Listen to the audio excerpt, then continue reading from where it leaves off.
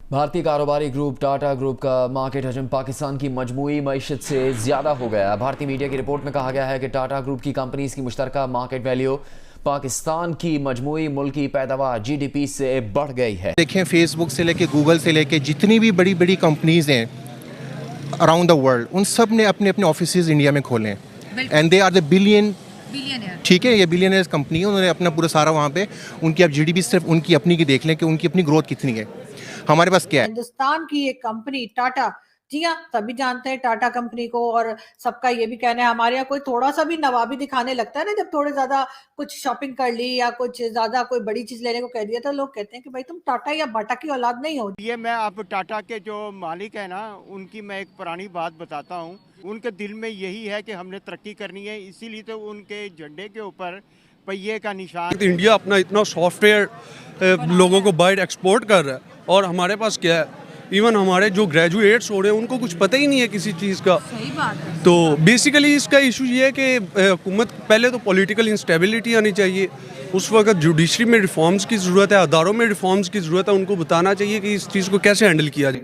तो हमारी इकोनॉमी कहीं पर भी उनके आसपास भी नहीं है, मतलब कहीं दूर पास भी नहीं है, बल्कि मैं ये कहूँ तो गलत नहीं होगा। जय हिंद दोस्तों, मैं विजय और आप देख रहे हैं विस रिएक्शन। तो दोस्तों, पाकिस्तानी जो है वो हमेशा भारत के साथ कंपेयर करने की कोशिश करते हैं। आपने बहुत सारी वीडियोस में देखा होगा कि वो कहते हैं कि भाई हम भारत से इस चीज़ में आ गए, उस चीज़ में आ गए, तो ठीक है। मगर भाई आज एक रिपोर्ट सामने आई है और इस रिपोर्ट को पाकिस्तान की मीडिया ने भी जगह दी है, और मेन बात यह है कि वहाँ पे ये हेडलाइन चली है।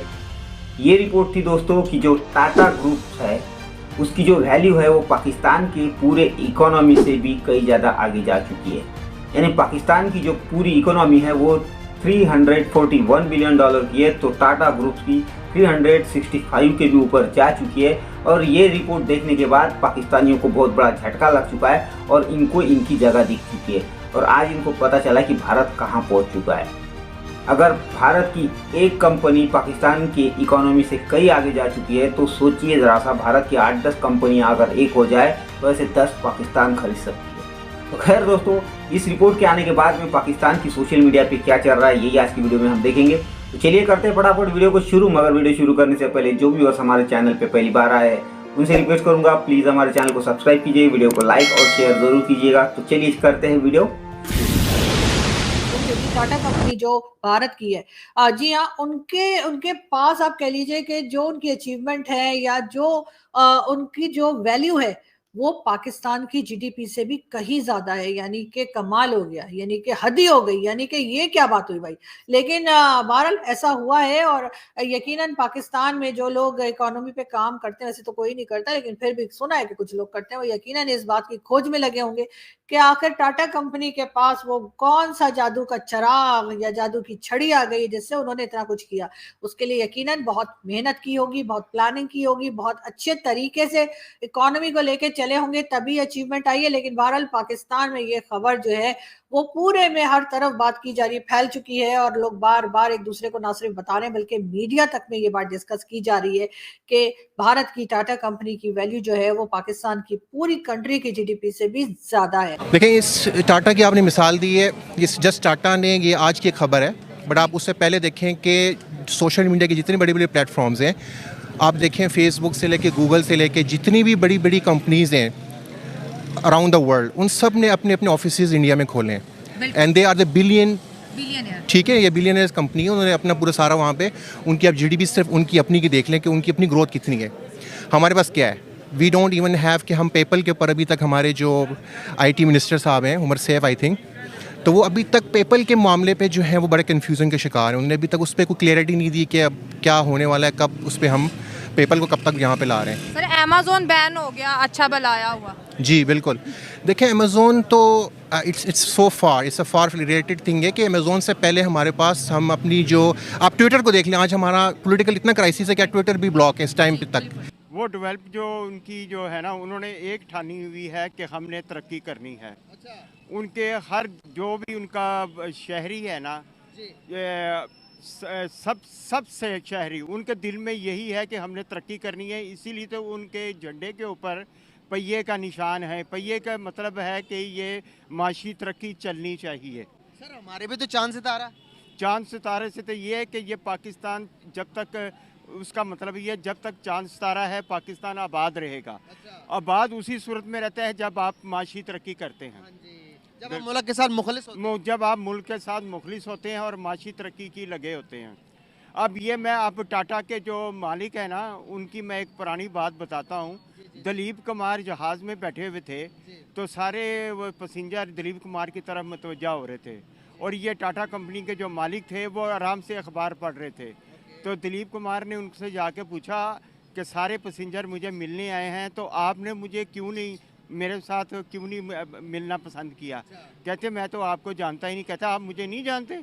तो मैं दिलीप कुमार हूँ। मतलब कहने का है कि ये वो इतने माशी तरक्की में खोए होते हैं कि उनका पता ही नहीं होता है क्या कौन क्या कर रहा है। इस वक्त जी पाकिस्तान की economy versus not India versus Tata group, सिर्फ टाटा ग्रुप, मुकेश अंबानी है, अडानी है और पता नहीं, हमें तो ये 2-4 चने पता है पाकिस्तान में बैठकर।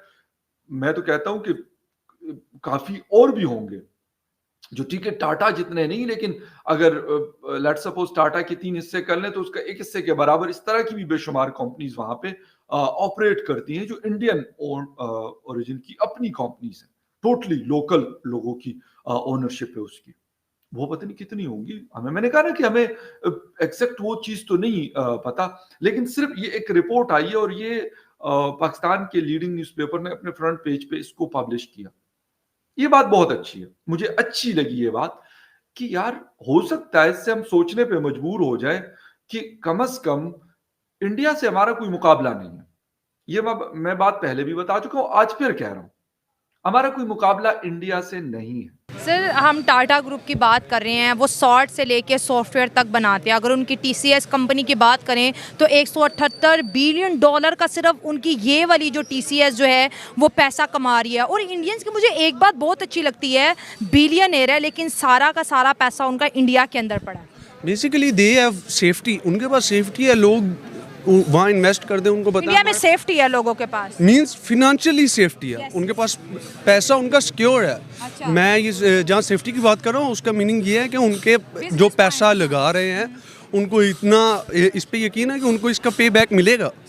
सो दे आर इन्वेस्टिंग। अब पाकिस्तान में काफ़ी बंदे हैं जो बाइट से वैसे अपनी फैमिलीज़ को पालने के लिए पैसा तो भेज रहे हैं लेकिन यहाँ इन्वेस्ट नहीं कर रहे। क्यों? They don't have any safety. जब उनको सेफ्टी मिलेगी तो वो इन्वेस्ट करेंगे ना। और यकीनन इसके बाद कुछ लोगों को तो शर्मिंदा हो जाना चाहिए कि हमने पाकिस्तान का क्या हाल कर दिया है, हमने पाकिस्तान की इकोनॉमी का क्या हाल कर दिया है। और कुछ ना कुछ सीखना चाहिए भारत से भी और इस तरह की जो भारत की कंपनीज हैं उनसे भी। लेकिन फिलहाल तो भारत वाले भी हमारा मजाक उड़ा रहे हैं और हम तो खैर उड़ाते ही रहते हैं, तो इसलिए कोई खास बात नहीं है। हम भी हंस रहे हैं अपने ऊपर और भारत के कई हमारे दोस्त जो है, मैंने देखा कि वो ट्विटर के ऊपर वो हमारे पर हंस रहे हैं। मगर खैर कोई बात नहीं, अच्छी बात है कि अगर आपके टाटा कंपनी ने इतनी ज्यादा प्रोग्रेस की है कि पूरी कंट्री जो है पाकिस्तान की, उसकी GDP से भी वो आगे निकल गए, तो उसमें यकीनन उनकी मेहनत होगी, उनकी काबिलियत होगी। यानी कि लगभग आप ये लगा लीजिए कि 3.25 लाख रुपए, बच्चा पैदा हुआ 3.25 लाख रुपए कर्जदार हो गया वो। यानी कि हर एक पाकिस्तानी जो पैदा हो रहा है 3.25 लाख रुपए कर्ज में पैदा हो रहा है। और इनके सियासतदान देख कर्ज, यहां से ले आओ, वहां से ले आओ, IMF तुम भी ले आओ, चाइना तुम, इनको यह नहीं पता कि तुम्हें वापस भी देना होता है। मुझे याद है किसी अमीर आदमी के बेटे को, बिगड़ैल बेटे को, 14-15 साल के बेटे को आपने क्रेडिट कार्ड दे दिया और वो स्वाइप करे जा रहा है।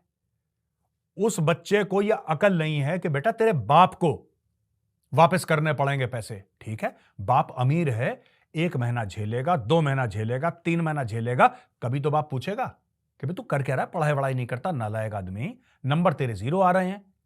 ठीक है, 10वीं क्लास में 10 बार फेल हो चुका है तू, और देश शॉपिंग चल रही है मेरे क्रेडिट कार्ड से। वो नालायक बच्चा पाकिस्तान है दोस्तों। अब देखो, पाकिस्तान में ऐसा मामला हो गया है कि एक्सटर्नल डेट 2011 से डबल हो गई है। ठीक है जी, यानी कि आज की तारीख में पाकिस्तान को, मैं आपको बताता हूं, पाकिस्तान इतने खतरे में है कि इस साल पाकिस्तान को लगभग $26 अरब वापस देने हैं। 2024 की बात कर रहा हूं। $26 अरब वापस देने हैं 76 साल की पाकिस्तान की तारीख में, जब से जिन्ना ने पाकिस्तान को पैदा करा था आज तक इन भिखारियों ने टोटल 26 अरब नहीं देखे। अब ये कह रहे हैं कि 26 अरब तुम्हें इस साल वापस करने। आप सोचो कहां से आएंगे।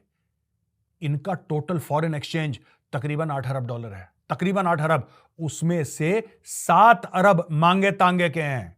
उसमें से 8 अरब में से 3 अरब वो हैं जो सऊदी अरब ने दिए थे कि बेटा तुम खर्च मत करना, ये सिर्फ तुम्हें कंफर्ट देने के लिए, तुम्हें आराम देने के लिए। तुम ये ना सोचो कि लुटिया डूब गई, तुम ये ना सोचो कि रजिया फंस गई गुंडन में। तो रजिया नहीं फंसी है, तुम चिंता मत करो, हम तुम्हारे साथ खड़े हैं। तो इन्होंने बोला कि जनाब 80 भी मुसलमान थे, तुझसे भी मुसलमान, कुछ तो पैसा दे दो हमें, कुछ तो पैसा दे दो। तो उसने बोला ठीक है, तुम 3 अरब, पिछली बार 3 अरब दिए थे, यही बोल के खा गए पाकिस्तानी। अब फिर उन्होंने झांसा दिया अरबों को और बोला कि 3 अरब और दे दो, तो तुम्हारा नाम ही अरब है। ओ भाई तुम्हारा नाम ही अरब है, तुम तो अरबों दे दो हमें। तो उसने बोला ठीक है ले लो। अब दोबारा 3 अरब डाल रखे हैं, तो 8 अरब है इसके फॉरेन एक्सचेंज रिजर्व, इसमें भी महाझोल है। ये सब मांगे तांगे। दोस्तों ये थी आज की वीडियो, और अभी आपने देखा कि पाकिस्तानी अब जो है किस तरह समझदारी वाली बातें करने लगे। तो खैर आज की ये वीडियो आशा करता हूँ आप सभी को अच्छी लगी होगी। तो जाने से पहले फिर से एक बार कहूँगा, जो भी और हमारे चैनल पे पहली बार आए प्लीज़ हमारे चैनल को सब्सक्राइब कीजिए, वीडियो को लाइक और शेयर जरूर कीजिएगा, और साथ ही में बेल आइकन दबाना ना भूलें ताकि हमारे आने वाली हर वीडियोस की नोटिफिकेशन आप तक पहुँचती रहे। तो चलिए चलते हैं, मिलते हैं अगली वीडियो में, तब तक के लिए जय हिंद।